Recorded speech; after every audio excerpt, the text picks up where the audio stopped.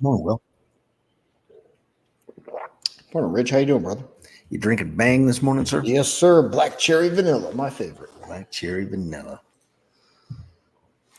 Cornerstone of any nutritious breakfast. That's it. The breakfast of champions, right there. That's right. No need to work out after that. You get your get your target heart rate immediately. Yeah. That's what Bang guarantees. That's right. One cardiac condition in them. That's right. Got to die something. It might as well be good eating and good drinking. That's what I'm talking about. I've said it for years, Will. Yeah, man. Well, while we wait for folks to jump on, my name is Rich Brown, co-host, co-founder of the American Warrior Society, American Warrior Show, America's leading self-defense podcast. I'm joined by my partner in crime, and once again, I will be the cymbal banging monkey sitting in the corner as he discusses all the economics news that are fit to print. But you are the best cymbal banging monkey I know. Well, thank you, sir. Like by far, like not even close. No, there's no cymbal banging monkey better than me. I appreciate it. A guy was on from the Philippines. Look at that. What time is it? What time is it in your neck of the woods, guy? Got 3 folks on. Please like and hit that share button. And without much further ado, Brother Will, I guess we can jump in here. Let's dive in here. Our standard start here with the CNN Fear Greed Index. This one was kind of an interesting one this week. We can see on the timeline there on the bottom as we move forward, really since the beginning of this year, it's been oscillating inside this range. We're getting more like middle-ish of that range right now. Just see, this was as of yesterday, so Saturday it was 71. I'm going to say it was 76, 77 a few days before that. And then Friday, market started up and then turned down pretty sharply. I didn't get a chance to dig into the why. I was taking care of some other stuff, to be candid. But we're due for a little more down here, I think. It's been really this whole year has been on a rocket ship, and really since end of last October, beginning of November last year. And that all had to do with rates coming down, interest rates. I was going to say, you're working for the Biden administration. So yeah, that's the it. The economy's like a rocket ship. It is. Well, the economy and the stock market are two different things, and they're becoming even more different with all of the algorithmic trading, the money flows, the volatility-controlled funds, the flow funds, as I call them, or the money flows. They just chase right along momentum stuff, which is candidly how I've been trading for years. But now the algorithms are doing a really good job of it as well. So it's the market is completely disconnected from the economy at this point. I shouldn't say completely, 80%, because all the stock market cares about right now is they keep preaching we need lower rates, because that gets money out there, and people who have excess liquidity put it into the stock market, some sort of investment, whether it be stock market or bond market, doesn't matter. They just want the liquidity out there. Mm-hmm. So it's completely different than our parents' or grandparents' stock market. Yeah, I think that's an excellent point, man. That when it's decoupled, that's probably not a good thing.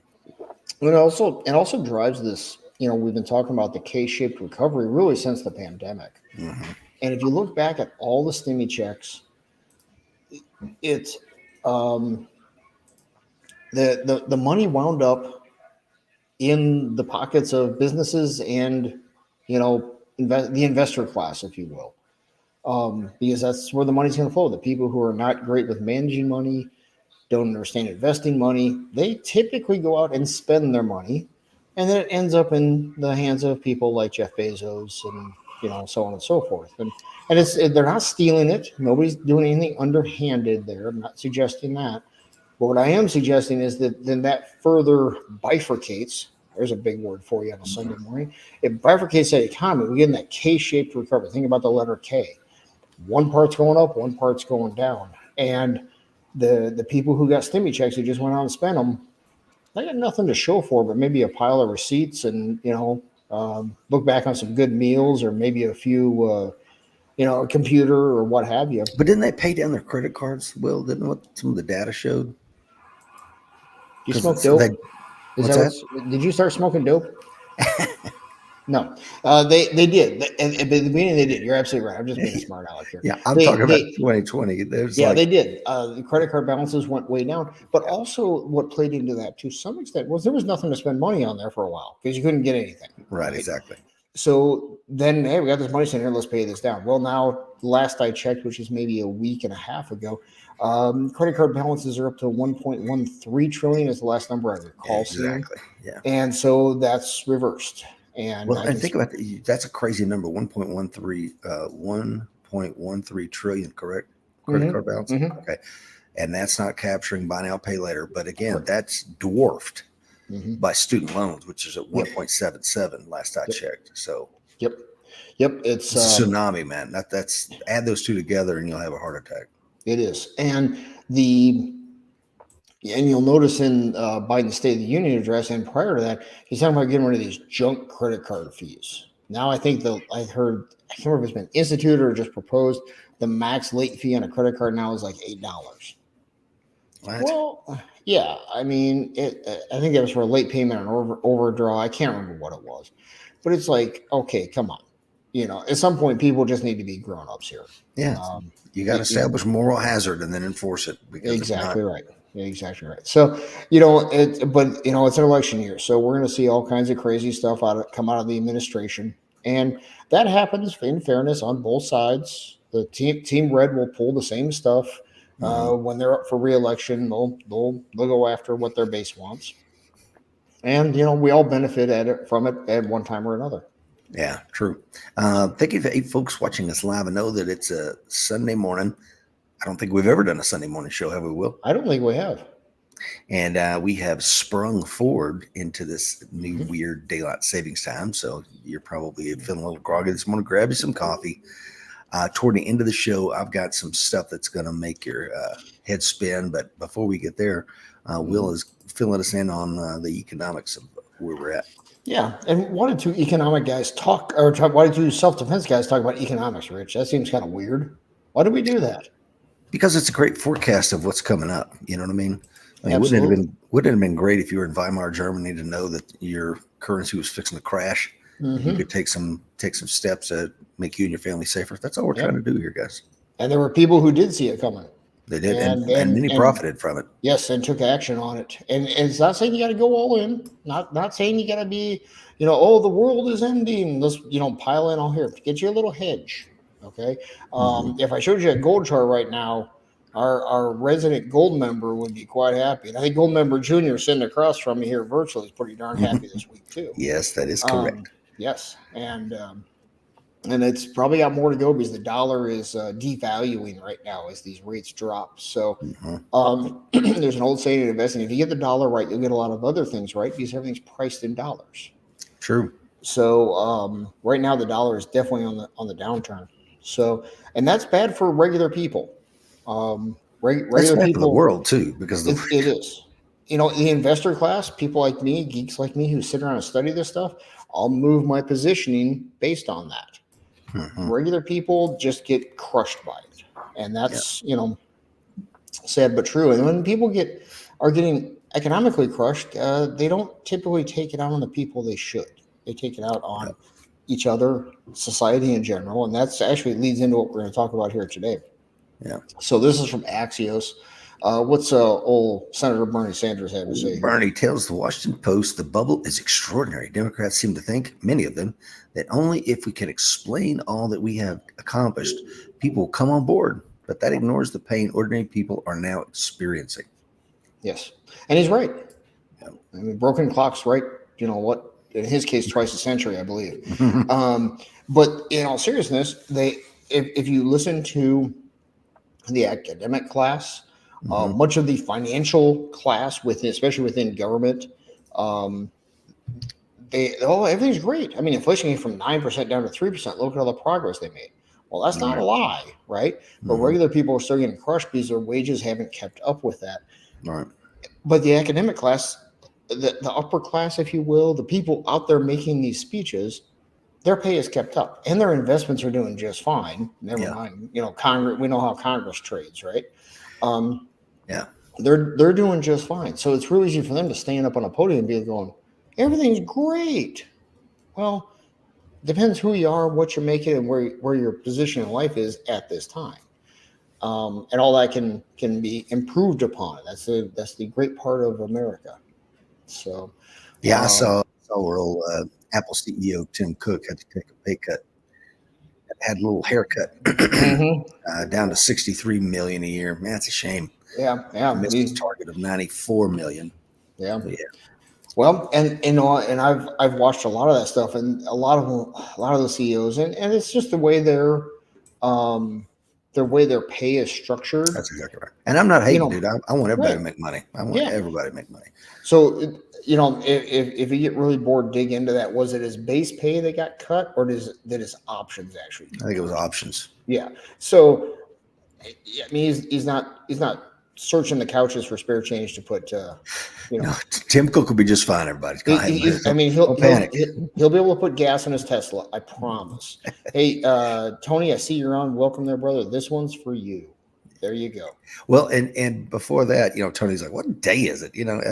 We've never done a Sunday show, guys. Yes. I know this is weird, but I'm on the road. I'm out here in Albuquerque, and Will's fly schedule this month is a little off from what the normal is, but we wanted to make sure we got you guys taken care of. So you're welcome, America. What do you think about Michael Gentili's comment here? I was just going to bring that up. Weak dollar is good for exports. He's absolutely right.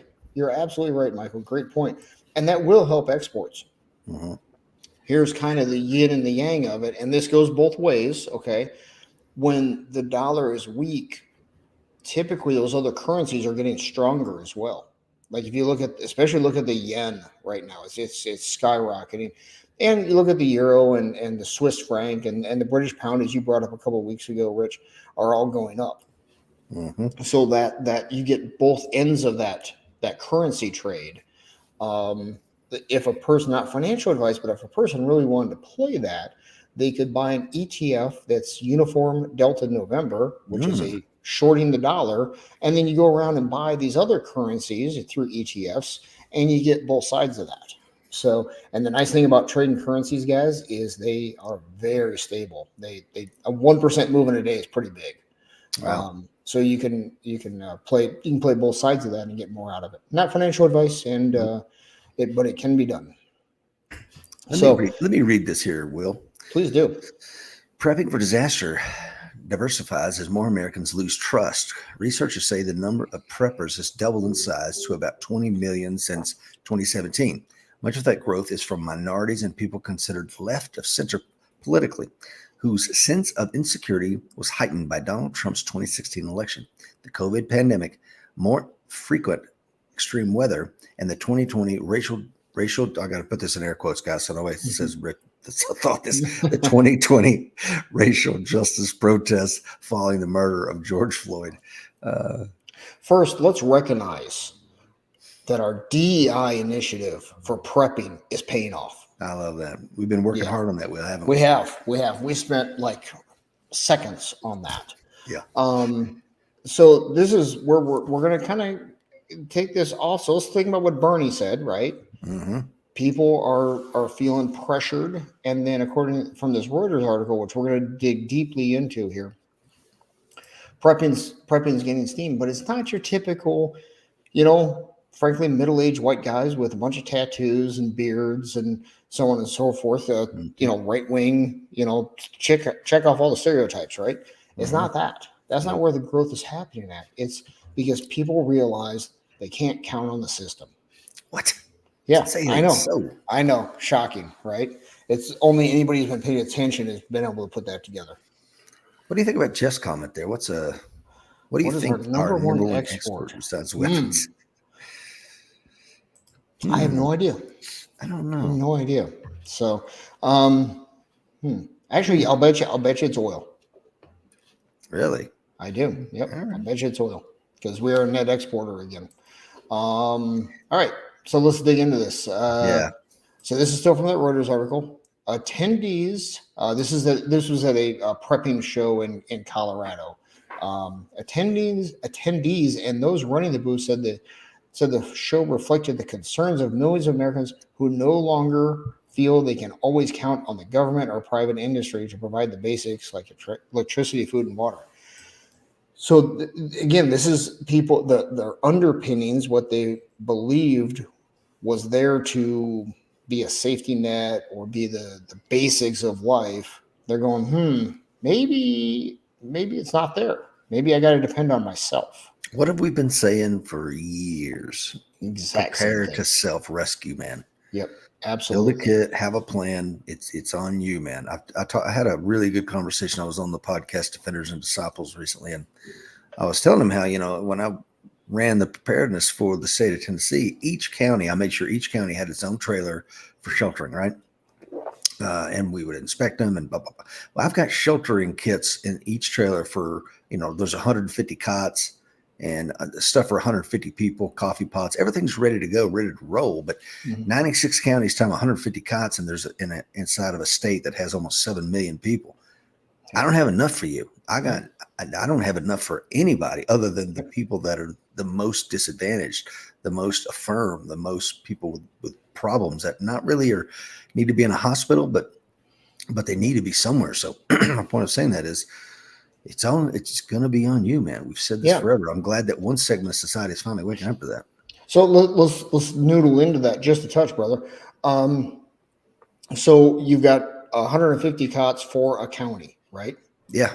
So at that point, if a person is relatively healthy and not in need of immediate care, you better be able to care for yourself, Yes. And right? guess what? Guess what we found Hmm. at the end of the, well, in one instance, we had all these people just showing up at the National Guard, and it was like one guy that was there to make sure that everything was secure, the generator was running, and he was going to leave because the disaster was coming. Well, people start showing up in four-wheelers and cars and on foot and on bicycles and everything, and banging on the door, let us in. It was like Noah's Ark, Mm-hmm. right? Yeah. And at the end of the event, I literally had to go in there and kick everybody out because they didn't want to leave. They were perfectly happy of living on the floor in the National Guard Armory. Yep. And you're just got, look, I'm going to give you a credit card with like $600 on it. I'm going to give you a taxi ride to wherever you want in the state of Tennessee, but you are out of here. Yeah. And anyway, I could go all day on that, but For I'm sure. glad the people left of center are finally waking up to this. Will. Yep. Do you want to read off the rest of this one, brother? Yeah. Where did we? The middle one, at the bottom. Okay, yeah. Chris Ellis is a colonel in the U.S. Army who works on disaster preparedness and recovery and is a leading researcher into the prepper movement.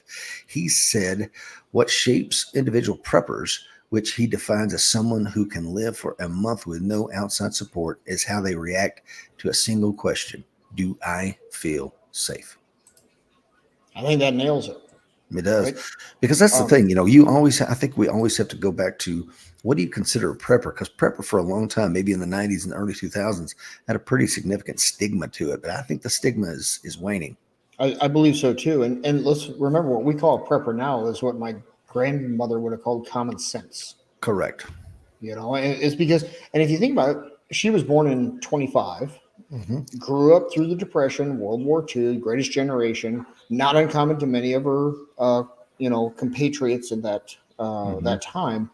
But they've been through hard times. You Yeah. look back at our society. I was born in the late 60s, like you, brother, Mm-hmm. and I mean, other than the fact that the 70s and 80s had the best music and the best cars, we've established that, but it's worth revisiting because it's been a while. That's right. But if you think about it, even our parents, the boomers, Mm-hmm. individually hard times, of course, there's, that's just the world we live in, but not a nationwide hard time that wakes people up to the fact that you have to depend on yourself. And now we're seeing some of that come back. It used to be celebrated as Americans, and I'm going to tell you what I mean by that. When we inherited this farm, and I was going through the drawers, kind of cleaning out my grandparents' stuff, I found in a frame something that the FDR gave to the mothers that were supplying 85% or more of the food for their families. This is during the Depression, and they gave it to my great grandmother, Beatrice Castile, for taking care of her family there in Cave Creek, Tennessee. And it was signed by, I'm sure, FDR's auto pen, but during the Depression, man, they celebrated that. And nowadays, like, no, we want you on the power grid. And Yep, for sure. Well, and let's think about it. Really, back then, the infrastructure was so weak that a foolish person depended on that. And in credit to the government, especially post World War II, they increased the reliability and the reach of the infrastructure exponentially, right? So there's a point in there that if you weren't at least somewhat depending on that infrastructure, it was foolish and a waste of resources, time and money, right? All right. Okay. But now everybody's so dependent on it. We're one cyber attack, one whatever away from complete disaster. Yeah. I mean, let's review what happened when Facebook went down last week. Okay. Pandemonium, panic in the streets, right? Now, after I got back on Facebook, I marked myself safe from the Thank Facebook. God. Right? Yes. And I'm sure you all saw that, and I appreciate your concern. Okay. Yeah. But I mean, we're so dependent on all these systems. I mean, how many times you go someplace and either, hey, we don't take cash. I see that all the time when I'm traveling now. We don't take cash, period. Well, what are you going to do if things go down? I went out for dinner last night with my sons, and I was like, hey, can you throw something on this TV? We're shooting some pool, and they're like, oh no, cable's down. Not a big deal at all, but it's just one more dependency of that. And if something else goes down, suddenly they can't run credit cards. Now what? Well, let me tell you, I'm coming around, and I should have put this on my list a couple of days ago as to what I would do if I was dictator for a day, and that is I would do some good old Teddy Roosevelt trust busting, because like Facebook became Meta gobbled up Snapchat and Instagram. So when Facebook went down, Instagram went down. And as we see these corporations become larger and larger and larger, you're not just going to have one domino fall. You have simultaneous and multidimensional dominoes falling. Yep. So I want to say we got Montana is checking on. Rick is Awesome. on. Will Parker is on. Will Rhodes is on out there in Missouri. Coin number 2269. Andy is on. Thank you everyone watching us live. I know that we're on an unusual time. But we wanted to make sure we got you taken care of. Oh, look, another Montana is on. Speaking of preppers, awesome. Good morning, Jared. Yeah. He's says, good morning, gents. Coin number 895 in Montana. Yeah, we're talking about folks that are just coming on board. Will is sharing with us this article that he found where people that are left of center are getting into the prepper movement, and that prepper being defined as someone who can live without any other outside agency for what was it, 1 month, I believe? 1 month. Rookie numbers, got to pump them numbers up. Got to pump them up. But hey, that's welcome these people to the fold. Celebrate the fact they got a month's worth of stuff instead of 3 days worth of stuff. Amen. And then help them along the path for sure. Correct. That's what we want to do. We want to encourage these new people. It's easy. Sure, you run into them somewhere. It's easy to be like, you bought which knife? Right. Let's celebrate they got one. Exactly. Yeah, exactly. Celebrate that they at least are trying. We've all been there. We all went through our mall ninja phase, right? I can't get my hand to show up on this silly thing. Okay. But yep, for sure. We all went through the mall ninja phase, right? So it's one thing for us to keep in mind too. We want to encourage these folks when we run across them. Jared says, I like this time frame looking for wheat berries. Man, I'm out here in Albuquerque. I wish I was looking for wheat berries this morning. Sounds fun. What is this? What is old John Ramey saying? So this is this John Ramey is a former innovation advisor at the Obama administration. So he's not a right-wing guy. Okay. So I'm saying that to put this in perspective, how this article is talking about how it's becoming more common on the political left. So John Ramey, former innovation advisor to the Obama administration and creator of the prepper website, The Prepared. The community has grown to reflect American society at large in terms of political beliefs and demographic categories. The only real unifying denominator among preppers these days is people who are smart enough to be aware of what the world is like, and they have the gumption to do something about it. I like it. And, that's, the gumption to do something about it. I mean, gosh, I can only imagine being a brand new person interested in prepping right now. I mean, wow, there's some primrose paths you can go down and buy some really overpriced stuff. And yeah, there's some stuff too. Well, the Doomsday Prepper show, I'm sure everybody remembers probably from the Discovery Channel, which kind of awakened a lot of Americans to that concept. But, really it's an all hazards preparedness. But the way that show would do it is like, I'm Rich Brown and I'm preparing for tsunami. I'm, Will Wood. I'm preparing for an EMP. Yeah. When in reality, we don't know what the event's going to be. So this idea of being self-sustainable, regardless of what's coming, is probably a better take. Which I think is, if you want me to read this here, yeah, please do. Counsel, a 50-year-old mom of 3 adult children and self-described black urban farmer, lives in a suburban home northwest of Denver. She, quote, preppers used to be seen as extreme weirdos, Counsel says. Then the pandemic happened and grocery stores were short on food. Then you had the unrest protests around the police killings of young black men. Then you had the storming of the Capitol in Washington, D.C., end quote. Quote, people are realizing that it's important to be able to depend on what you can do for yourself. Close quotes. Yep. So this Mrs. Counsel, I believe it was, she doesn't fit your typical prepper mold, does she? Ooh. Now, when I read this article, what I was really thinking about was first good for these people, right? Mm-hmm. But also we try to project ahead, think about what could happen in the future, right, brother? So it got me thinking about, well, the political left depends heavily on this infrastructure, specifically government structure. That stereotypically their answer is somebody needs to come up with a government program, right? Yeah, right. Well, now when suddenly these people go, hold on a second, we can do for ourselves. Is that going to change they may not change their core politics, but if it bends them more back to the center, I think over time it will. Have? Then I think we've seen that time and time again. Yeah, I believe so. And then then the government, if you will, the bureaucracy has less control over these people's lives because they just don't care. Yeah. Andy says, I want to live in a free country, free of government control. Andy, I'm right there with you, brother. If you find that place, you let me know. Yeah, tell me. I am all Rich at AmericanWarSociety.com. Drop the email. Yeah, and Rich will forward it to me. Yeah, so it really, as I'm reading this article, if you go look it up, it's Reuters. It's a free article. We're hitting the major points of it. But really, I want to think. I mean, what's going to happen, say, in 10 years' time? These people wake up a little bit. There's going to be some who fall away when things, quote unquote, go back to normal, right? They'll stop being scared. But there's going to be a whole lot of like, this is pretty cool. Not worrying about these things.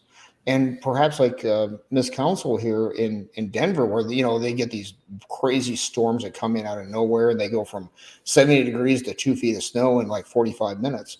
Right.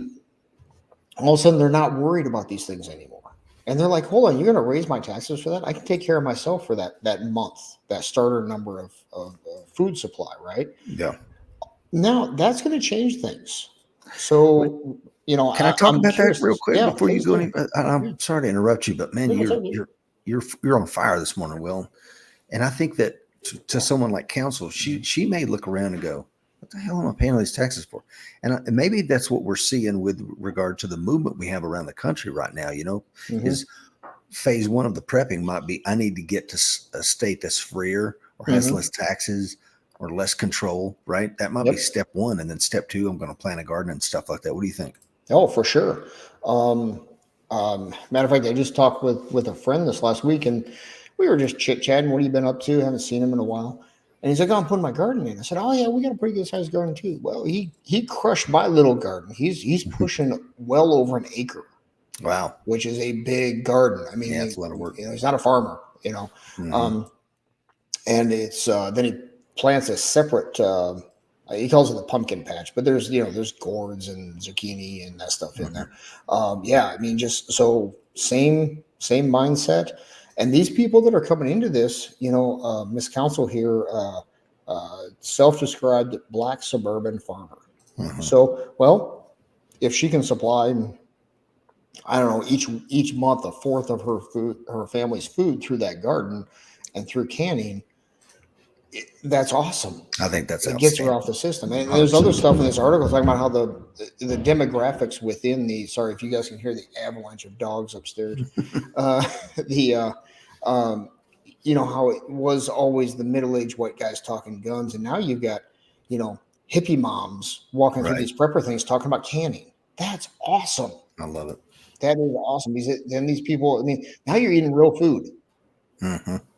I'm not crazy about pickles, but when I do get a jar of pickles out of the fridge, usually for somebody else, and it's cucumbers that came out of our own garden, and if I wrote the ingredients on it, you know what it'd say? Cucumbers. Love it. And then whatever tastes the pickle stuff. My wife handles that, guys. To be I don't. I help. with however I can, which is typically just staying out of the way. So this is now we take what Bernie started with, Right. that these people are there's the disconnect, right? And now we're looking at the prepper movement where people are waking up to the fact you can't depend on these government systems. And this one, normally I ignore opinion pieces from either side because they're just there to try to change your mind or rile up the base. Right. That's all they're there for. But this one I found very interesting because it has facts and figures in it. It has some opinion in there, but I try to take out most of that. Okay. So what's Wall Street Journal say about this here? Congress mandates that the Federal Reserve promote price stability and full employment. Yet, even as inflation rages, the Fed's economists increasingly have been focused on issues such as climate change, race, and sex discrimination, and economic inequality. Wow. Yep. And there's this is a fairly long article. And if you guys want to get Wall Street Journal, I'm cheap. There's a thing out there where it's basically $1 a week to get in there to get this one. And usually the opinion pieces are free. Anyway, so if you guys want to dig into this one. I think I saw an opinion piece. I didn't read it this morning, but as I was scrolling through, but getting ready for the show, they were talking about Javier Milei, the president of Argentina, is like his first 90 days in office, and already all the bread lines are closing. I mean, that's what one person can do. Well, and again, everybody got too dependent on the system down there, right? And he's forcing them into being non-reliant, which is going to cause some other problems and strife, but that's part of any change. But you got to have somebody in there with the cojones to go in there and do those things. And what really happened was that people got fed up. Yeah, right? That's right. That's how he got voted in, right? Exactly. So, what's this one saying? Then I'll give you my commentary. The analysis. I recently set out to determine the political affiliation of every Federal Reserve System economist using various state, county, and city voter registration databases. What I found was that in 2021, the overall Democrat to Republican ratio was 10.4 to 1. Oof. Okay, so the first thing that comes to mind here, and it didn't when I made my comments on the slide here, but this guy, he's a researcher. I forget who he is, who wrote this opinion piece. But he was able to go in and find out people's political innovations based on publicly available knowledge. Okay, that's kind of weird to begin with. Okay, so on to the actual stuff here.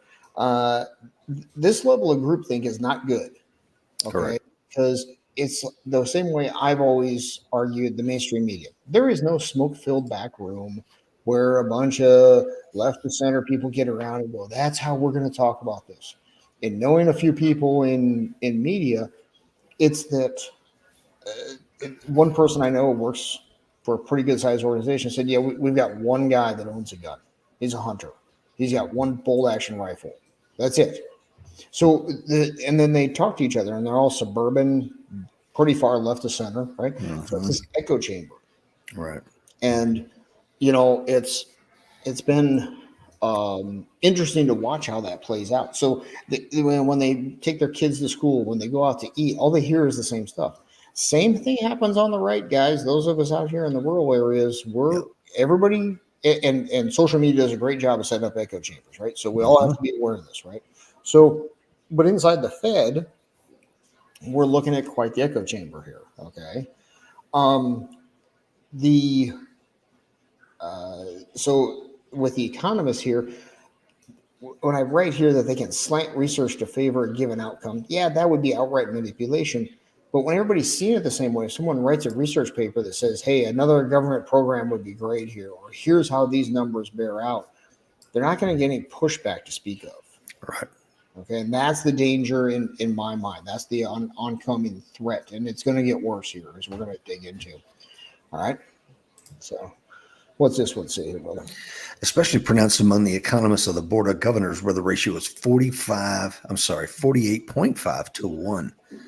The ranks of the system's most senior economists, those in leadership positions, the Democrat to Republican ratio is 22.25 to 1. Things are likely to get worse. The Democrat to Republican ratio for Fed economists between 50 and 60 years old is 6.5 to 1. The ratio for those 40 or younger is 20.3 to 1. So right now, the economists at the Board of Governors is basically 2% of them are Republicans. 2%.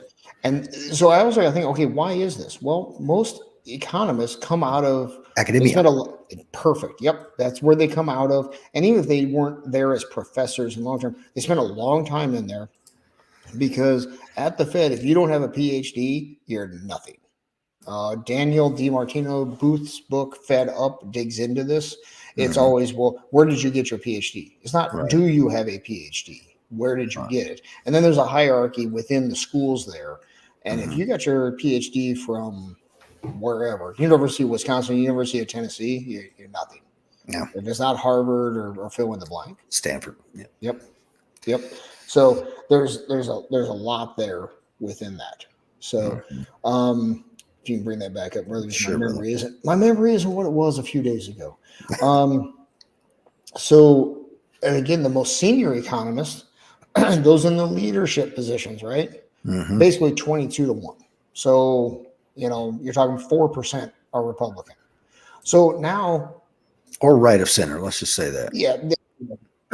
So when you write a research paper and you turn it in to your boss, well, if the boss leans a certain way and you want to climb the ladder, right? It's basically a corporate ladder.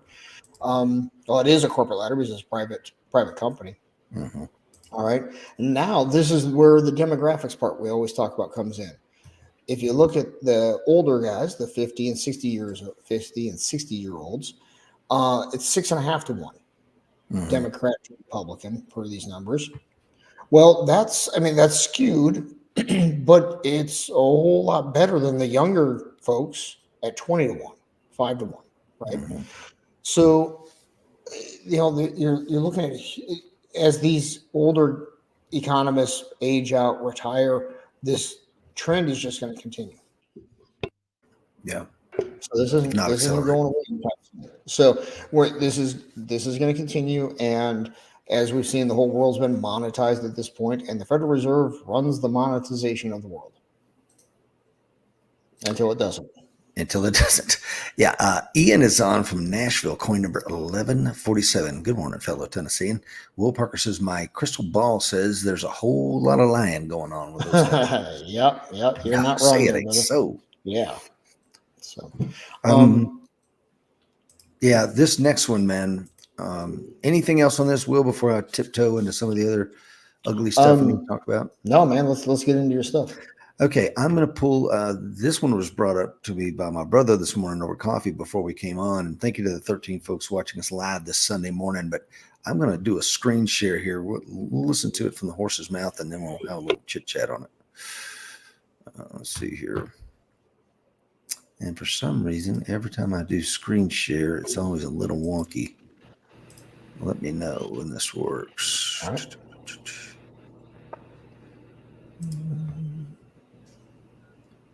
Share screen. I'm going to do that. There we go, I think. Yeah, that's it. But during your response to her heckling of you, you used the word illegal when talking about the man who allegedly killed Lakeland Riley. An undocumented person. And I shouldn't have used illegal. It's undocumented. And look, when I spoke about the difference between Trump and me, one of the things I talked about on the border was that the way he talks about vermin, the way he talks about these people polluting the blood. I talked about what I'm not going to do, what I won't do. I'm not going to treat any of these people with disrespect. Look, they built the country. The reason our economy is growing. We have to control the border and more orderly flow, but I don't share his view at all. So you were. And I'm sorry I cut it off. It says, do you regret it? And he's basically, he says he regrets calling him an illegal, the guy that killed the college student there in Georgia. And let's remember the next part of that. He went on to say how many people get killed by legals. Yeah, and then he says, they built the country. Yeah, legal immigrants built the country. I think our founding fathers would have a bit of a problem with that. That just doesn't pass the old sniff test. And I think that I watched snippets of the State of the Union, and from what I put together, it started off pretty strong and then went downhill once it became a little more free flowing. Excuse me, guys. Sorry. But this was one of those unscripted moments. Exactly. And this is where I think it's going to get very interesting coming this election year, because there's numerous reports of his handlers, vetting crowds, keeping the crowds small so they're controllable. Not It's doing. either that or nobody will show up. I mean, which Yeah. one is it? You're Right. either controlling the size of the crowd or nobody showing up. Yep. I think it's the latter, not the former. So it's they're being very careful with how he is presented and handled, and those off the cuff moments going back for decades is what has always gotten him in trouble. Yeah, he's a gaffe machine. Thank you to the 13 folks watching us live. I'm gonna okay, so let me kind of set the stage for this next little vignette we're going to look at this morning. It comes on the heels of that remark. I guess former President Trump had said at a rally that he's like, I'm shocked. They're flying in over 300 and something thousand illegals. Well, my brother told me that. And I'm like, that can't be true. Are you kidding me? I mean, you're a captain of a commercial airline. How many flights would it take for you to fly in 320,000 illegals? A lot. 1,000 maybe, right? Maybe more. I don't know. So when I heard that number, I'm like, this can't be true. So what do? I go out and I do a little research. So this is what it turned up. Fact focused, right? This is the U.S. News and World Reports. They're going to give us the facts. And here's what the headline said. Claims that the Biden administration is secretly flying migrants into the country are unfounded. And if I just stopped there, I could go out and tell my friends that, well, Trump's a liar. And we know that because look what this says. And it goes on to say, Trump said during his speech, quote, today it is announced that 325,000 people were flown in from parts unknown. Migrants were flown in an airplane, not going through borders. It's unbelievable. I said, this must be a mistake. They flew 325,000 migrants, flew them over into the borders and into our country. So that's what Trump said. And of course, U.S. News and World Report is telling us that is absolutely categorically unfounded, not true. Okay. Now, if you stopped there, that's what you would believe. However, if you take the time and read several paragraphs down, here's what you would read. If you want to read that for me, please. Sure. The Center for Immigration Studies article says CBP, Customs and Border Patrol, approved flights that brought 320,000 to the United States last year. The author, Ted Bensman, learned that they came to 43 airports, but the government refused to divulge which ones, citing an exemption under the Freedom of Information Act for law enforcement sensitive information. Bensman said Wednesday that he doesn't consider the program secretive, but he finds it enigmatic and lacking in transparency, unquote. The migrants are not coming from, quote, parts unknown, unquote, as Trump charged. CBP vets each one for eligibility and publishes the number of airport arrivals from Cuba, Haiti, Nicaragua, and Venezuela. Angelo Hernandez, White House spokesperson, said Wednesday that reports of secretly flying people into the country were, quote, uncategorically false, unquote, and that Cubans, Haitian, Nicaraguans, and Venezuelans were, quote, thoroughly screened, unquote. So what they're saying is when Trump says they're coming in from parts unknown, that is categorically false.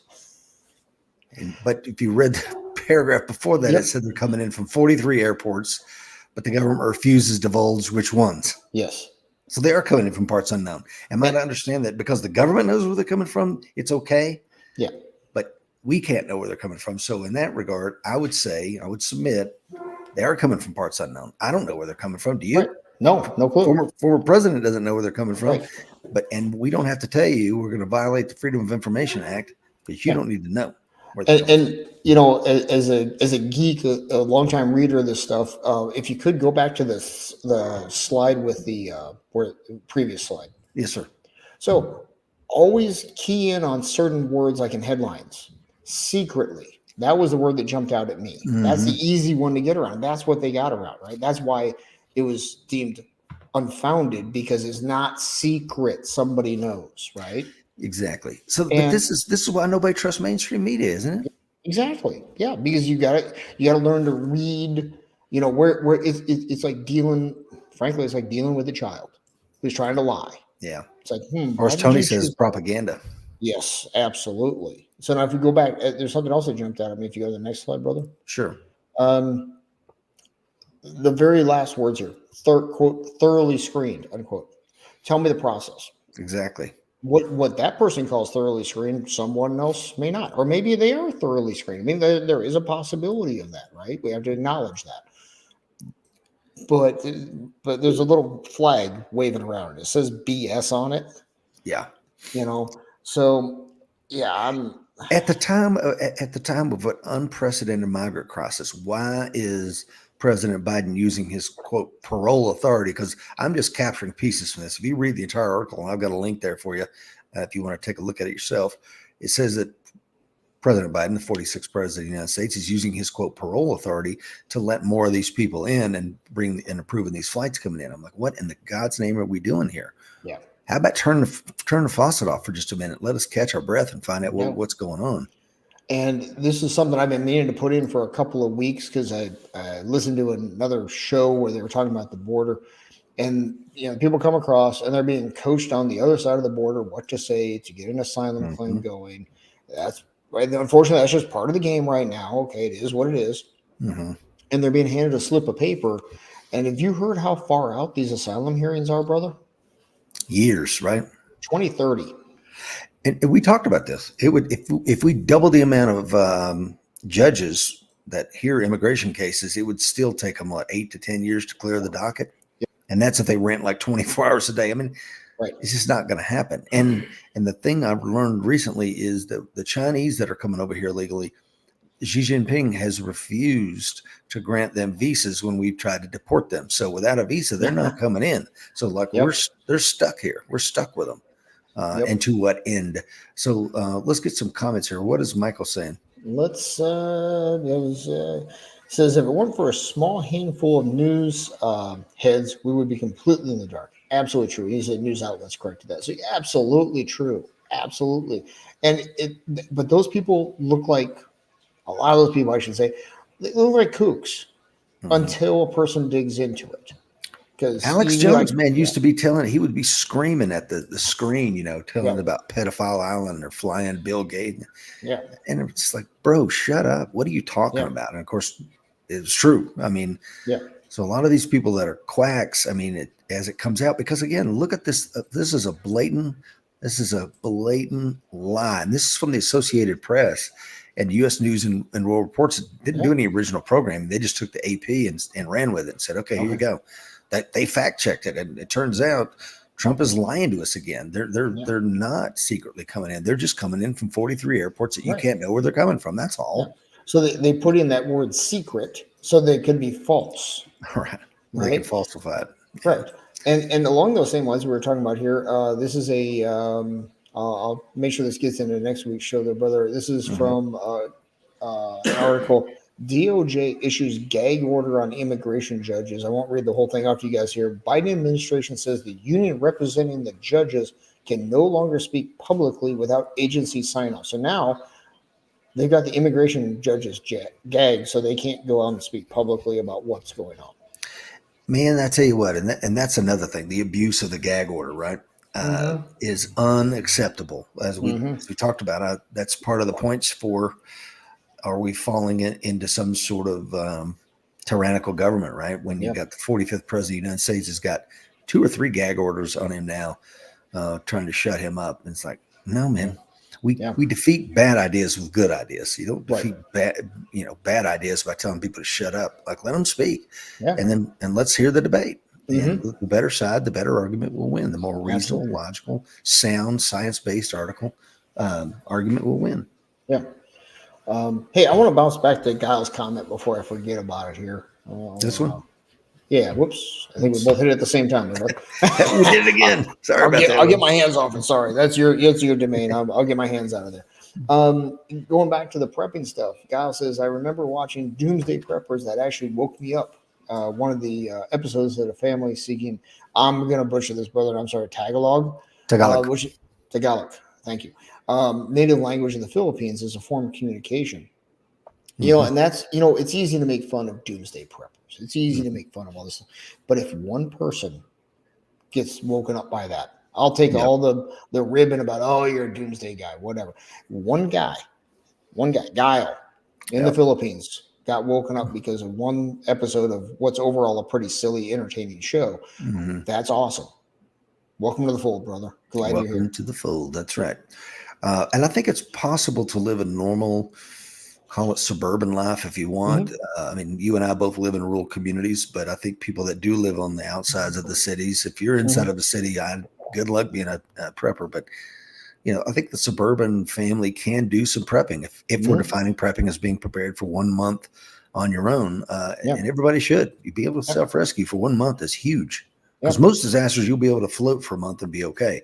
Yeah. It's one that's going to hit coast to coast. It's not going to be fixed in a month. And if we talked about that 1 month, I like using. Let's use that from here on out. If you're open to that, let's use that as the base. Think about how much better decisions a person can make for themselves and their family if there isn't that immediate pressure. Do I have to do something? I love that. Absolutely right. I remember it was early on in my coming into being a prepper thing. It was when the hurricane hit New Orleans. Right. Katrina. And, we were all seeing the articles and the terrible things that happened and the destruction and all that stuff. And I was back then it was forums, and it was this guy lived inside New Orleans, maybe even in the French Quarter. And he had a grill. He had backup power. He had everything. He was good to go. And while all this was going on, him and his buddy were sitting on the balcony grilling steaks. Now, that's probably a good way to get yourself killed too, right? Yeah, but right. Looking back on it now, but it was like, you know what? I'd much rather be grilling a steak and taking my time to make some well thought out decisions instead of panicking and being down at the Superdome. Here's another interesting one. We need to do an entire show on Katrina, man. If you're open to that, I'll start working on that because people that thought, okay, I'm going to walk out of this mess, it's flooded. We got in a canoe and we're going to get on the I-10 and walk into some of these other communities, right? And get out of the freaking police and the National Guard. Like, no, turn around and go back. And they're not letting you in there, So the time to move is pre-event, like left to bang kind of thing. Right? Yeah. Well, and the thing with Katrina too is I can remember being in church. That hit on Tuesday, if memory serves. I remember being in church the weekend before and it being talked about. There were days of notice. This wasn't like take your pick, an EMP, a cyber attack where it just happens. There was days of notice here. Yeah. Right. And this is where as well, from my standpoint, you look at the weather forecasters. I mean, every snowstorm is going to be the end of the world. Snowmageddon, 8.0, right? And then after a while, everybody just goes, whatever. Now, did that play into some extent? I'm sure it did to some extent because people have been living in New Orleans, probably, had generations of family there. And every time a big storm comes by, this is it. Well, it was the boy who cried wolf, right? Well, and it seems anathema somewhat to us, who have multiple vehicles and things of this nature. But people that live in the city and require public transportation, they don't have a car. There's maybe generations since anybody's owned a car. And what Ray Nagel, who was the mayor of New Orleans at the time, he could have used the school buses to get people out of there, get out of those areas. If you don't have a ride and you rely on public transportation, be on the corner of X and Y, and we're going to come pick you up. But they failed on every level. But we will do a show on that because there's so many amazing lessons to learn. You want to show this last clip and then we'll kind of close out here? Yeah. This is a longer clip here. Well, before we do, it looks like Guile has a comment here. Okay. Will, you want to take that, please? Yeah, sure. It says he believes we all need to be ready. Preach it, brother. We need to sustain ourselves in case of SHTF. Shit hits the fan. For those of you that are new to it, who might be watching this later, because there's lots of acronyms in this world. It says, let's be real. We can only count on ourselves. Great attitude. He's impressed that you nailed the pronunciation. Say it for me one more time. Tagalog. And I'll throw some more at you there, Guile. I should have asked you this when I butchered your name when you first started coming on here. Anong pangalan mo? Which means, what's your name? So I know just enough Tagalog to get me in trouble, but it's a beautiful language, and I wish I spoke more of it. But We'll do this last clip, guys, and we'll let you get on with your Sunday with your family and go to church and all the good things. Is this the one I sent you right before the show? Yeah, this is the 5 minute. So, go ahead and set it up. Yeah, let me set this up. So this is a longer clip. It's 5 minutes. Rich is pulling it down off Twitter. I forget who put it up there originally. So this is Biden's latest State of the Union address, and whoever put this video together compared it to his previous State of the Union addresses. And we know old Joe there has a history of plagiarism. I remember Johnny Carson talking about it way back in the day. That's a great one. If you look up Johnny Carson, Biden plagiarism, Johnny Carson was a national treasure. What was it? When Biden suspended his campaign when he got caught plagiarizing, he said, quote, "We have nothing to fear but fear itself." I mean, this guy's a long history. Are you ready, Will? Yeah, let's do it. All right, brother, let's do it. For too many decades, we imported projects and exported jobs. Now, thanks to what you've all done, we're exporting American products and creating American jobs. Now, instead of importing foreign products and exporting American jobs, we're exporting American products and creating American jobs. Build the economy from the bottom up and the middle out, not from the top down.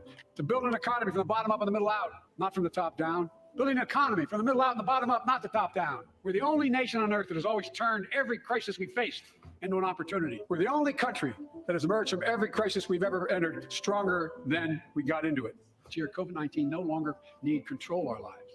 Today, COVID no longer controls our lives. The pandemic no longer controls our lives. The only nation that can be defined by a single word, possibilities. Actually, I can define it in one word, and I mean this. Possibilities. Possibilities. I'm a capitalist. Look, I'm a capitalist. I'm a capitalist. I'm a capitalist. Let's pass the PRO Act. Pass the PRO Act. Pass the PRO Act. And extend the child tax credit. And let's restore the full child tax credit. Restore that child tax credit. If you travel 20 miles east of Columbus, Ohio, you'll see a field of dreams. Outside of Columbus, Ohio, on 1,000 acres, literally a field of dreams, our infrastructure is ranked 13th in the world. Used to be #1 in the world in infrastructure. We've sunk to 13th in the world. Began to replace the poisonous lead pipes so every child, every American has clean water to drink at home and at school. We're also replacing poisonous lead pipes, removing poisonous lead pipes so every child can drink clean water without risk of brain damage. We're going to do it by buying American. Buy American products. We're going to buy American.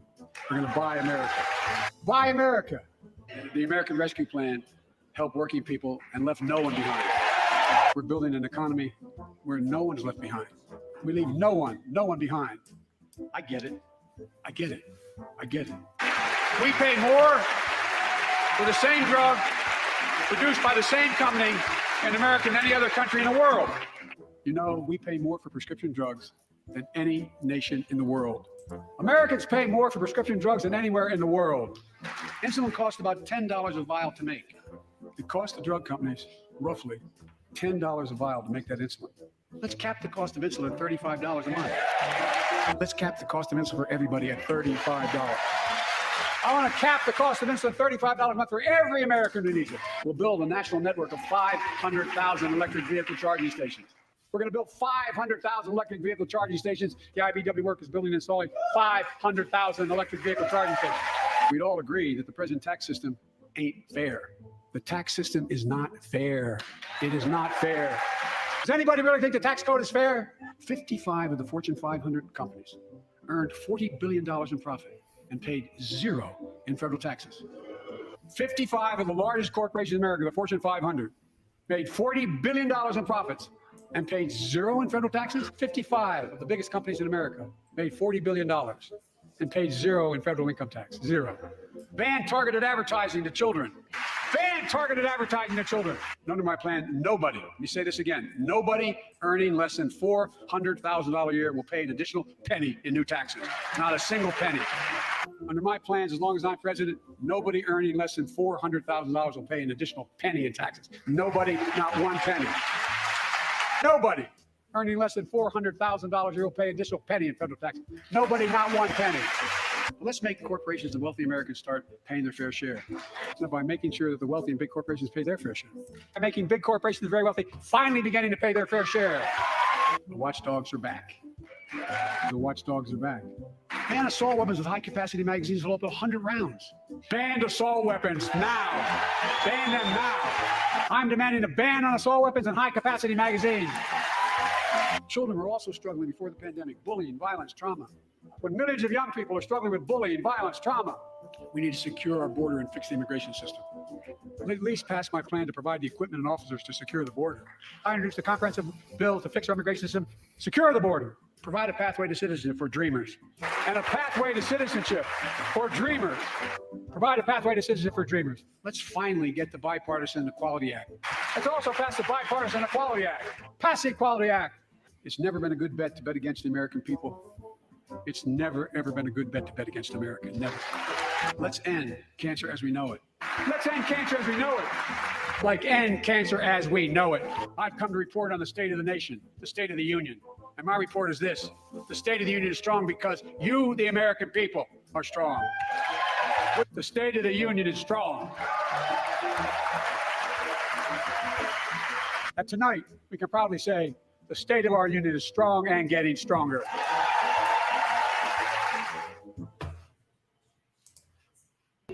Now I feel better. Wow.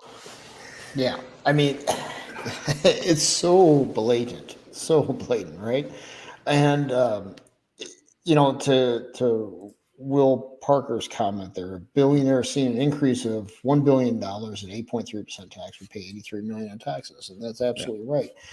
But let's also review, and I'm not saying that Will doesn't understand this, but from the political side of this, they go, well, a billionaire. Well, that's a measure of wealth, not income. We don't tax wealth. We tax income. So it shows a base misunderstanding of how the system works from the people running the system. The other thing I noticed is Biden kept calling for all these things to be done year after year, 3 years in a row. It's right there on the video, right? Mm-hmm. And there was a period of time where sitting behind him was the vice president and Nancy Pelosi. So in other words, they were in control of both houses of Congress and didn't get these things done. Why not? I don't think you have a good answer for that. I sure don't. I don't either. I mean, yeah, it's, I give you the political salute.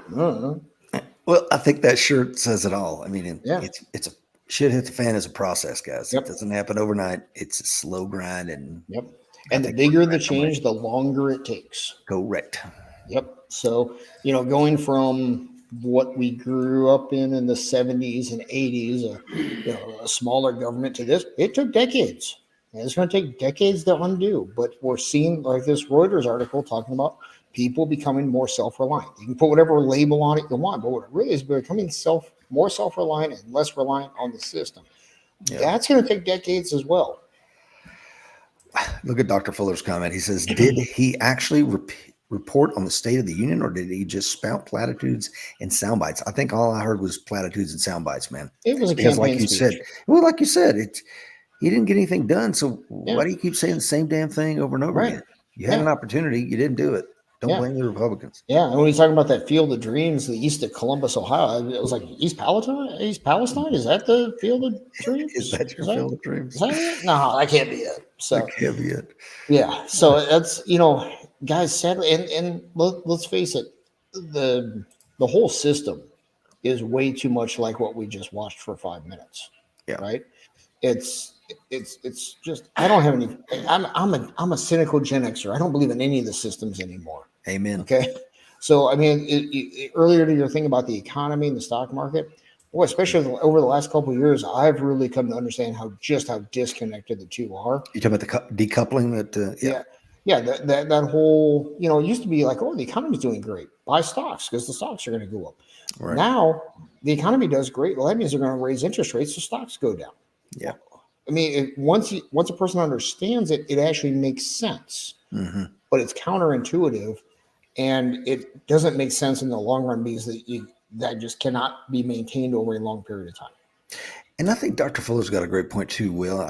Maybe you'd agree with me. He says the State of the Union is strong, getting stronger. Okay, where?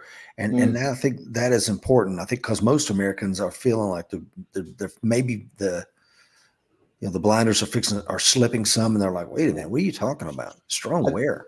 Absolutely. And I think the key word there in his comment is union. Where's the unity? Right, exactly. We're seeing the bifurcation or trifurcation or Yeah. however many pieces it is. Quadrification. Yeah. So I think the key word there is the union. And there's not a lot of unity out there because, and part of that plays into just a society, and we all tend to tribalize, right? Yeah. And social media has played a role in that for sure. So, but for a union to be strong, somebody leading it has to strive to unify. Yeah. And for both sides, unification doesn't win elections. Yeah. Firing up your base wins elections. Yeah. And Will says I heard a lot of othering, and that just feeds the bifurcation. Yeah. Rick says, Will, why is your fireplace frozen? Well, and the reason is TV magic here. Whoa, TV magic. Look at that. So we can also let me see. We can make it that. Ooh, dude, please. Yeah. I love that. There we go. This one. I would love to tell you this is my remodeling project, but I'm not that talented. You like that one? That's gorgeous. Yeah. Dude. So there we go. We'll run with that one for a while. Dr. Fuller says maybe if we get the right people in re-education camps, we can shore up this unit strength he's talking about. Well, if you get rid of, I hope we can always laugh about that comment, man. I pray we can. If you get rid of all the people who don't agree, you have unity. Whoopi Goldberg just said that. Yeah, she said, President, President Biden, if he wanted to, he could arrest every Republican. I'm like, yeah. What'd you just say out loud? Yeah, good luck with that. But, one of my favorite authors, Shelby Foote, Civil War historian, et cetera, he said that the Civil War turned America from the United States of America to the United States of America is. And I think that what I'm hearing in this speech and some of the other things is we're trending back to the United States of America are. Yeah. And that's a problem. And if we don't stop the othering and come together as a nation, that's where we're heading, man. Yep.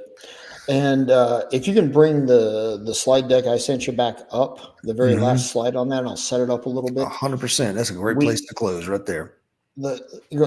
So let me set this up a little bit here, guys. So we think of ungovernable as, AR-15s and blah, blah, blah. I think this is ungovernable right here. Amen. Yep. When a person can do for themselves, right? That makes them ungovernable because they don't need as much or any of that infrastructure. And therefore, you can threaten to take something away and they'll go, I won't even notice. It's like the old saying about poor people going into the depression. Somebody threw a depression and we didn't even notice. Exactly. And all you have to do is say that wood burning stove identifies as a gas oven and you'll be okay. Exactly. Or electric oven and okay. Right.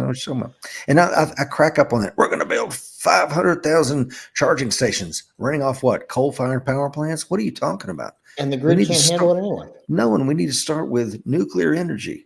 Let's get the nuclear energy built. Let's get the infrastructure built. Then you can build all the damn charging stations you want, but they won't do that for some freaking reason. Energy independence has to be the mantra of this next administration. And I'm hearing that from the 45th president's campaign speech. What does Dr. Fuller say? It says dependency on the government equals control. Those who refuse to be so dependent are thus ungovernable, and therefore a threat to our strong union. Boy, yes, absolutely. He is right on the money there. That's a good place to kind of bury it there, Mr. Will. Let's just leave it right there. Yeah, amen. You want to take us out? Sure, brother. The fight's coming. Be ready.